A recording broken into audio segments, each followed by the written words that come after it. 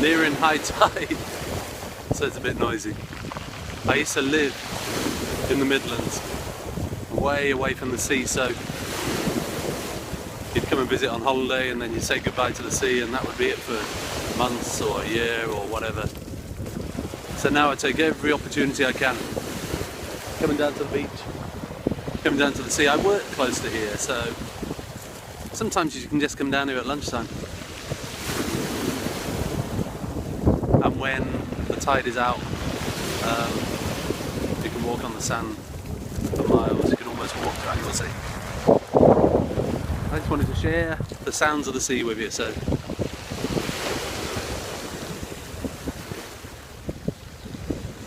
very special. Hope you can hear it, hope you enjoy it. North Wales, Llanfairfechan beach in Conwy. Diesel and Meggie.